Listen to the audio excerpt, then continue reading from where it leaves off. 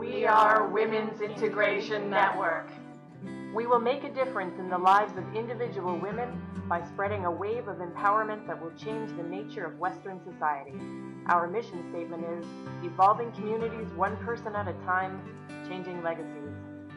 Having meaningful relationships with people who respect, listen to, and support you is critical. But for many Aboriginal women who move to the city, that network just isn't there. They don't have support in their fight against the racism and oppression that forms the foundation of our society.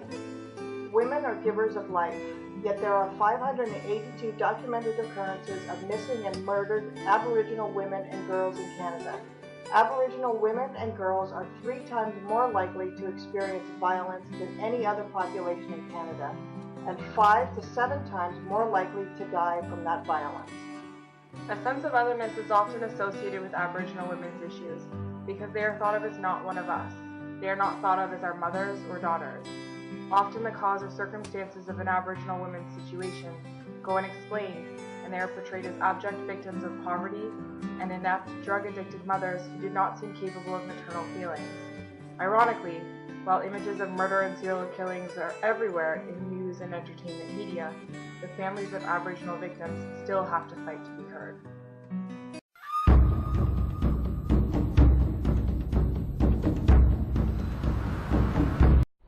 A well-known Inuit artist is struggling to reclaim her life from the streets after falling through the social cracks of Ottawa. That city is home to many Inuit people. Thousands have migrated to Ottawa in search of a better life. But as APTN's Nigel Newlove tells us, for artist Annie Patugu, she found only hardship and poverty. Our goal is to provide support to women who are struggling within our society.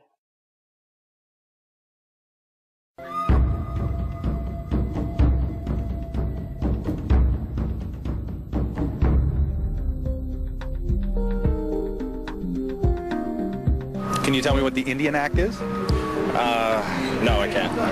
No. Do you know what the Indian Act is? Yeah, it's a policy that basically sets out rules and regulations that status Indians have to follow. Oh, the Indian Act was never translated in an official, in any native tongue at all. And here it was representing, you know, who Indian people were, what they're allowed to do, you know, really has all this control on Indian lives.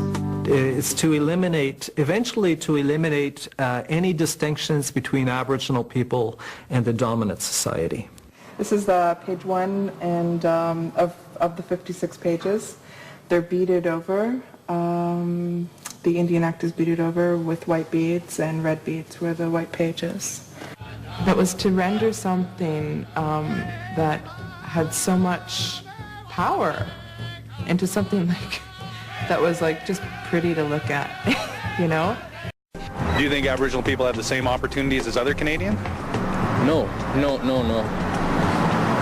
Because you ask me those questions, and it's illegal for them to do some, you know, just everyday ordinary things, and that just seems way out of proportion.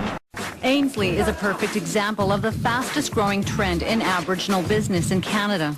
She's young, she's Métis, and female. We have found that there are literally hundreds of Aboriginal community members that want to start their own business. While it's challenging for Aboriginal entrepreneurs in cities, starting a business on a reserve can prove even more difficult. And the women, we are the life givers, we are the water carriers. We're the backbone of the family. And the men are the providers, the protectors, and the firekeepers. Our building will be the hub where the seeds of empowerment are planted, cultivated, given nourishment and support. Every day we will be fostering growth and change. When empowerment happens, there is a ripple effect that touches every part of a person's life. Its effect spreads and influences the events or situations that are experienced far beyond where it started.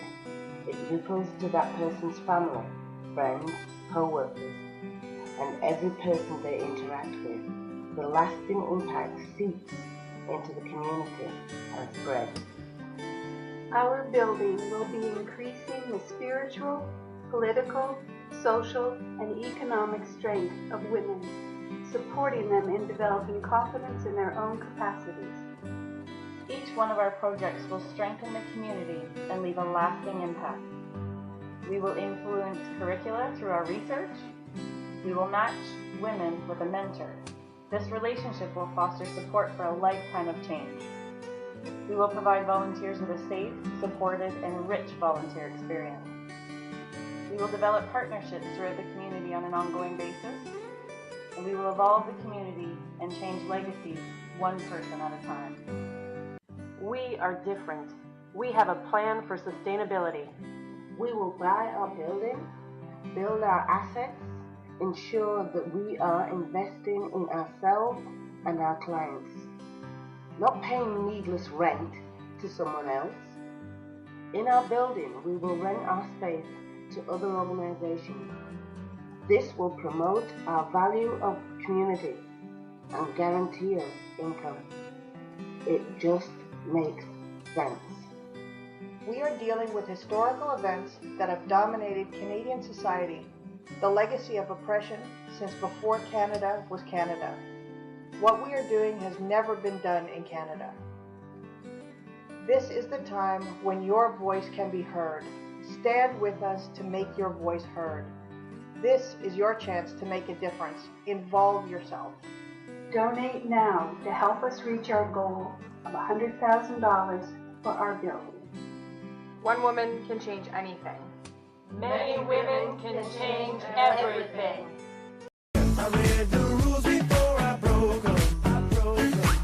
I broke the chains before they choked me.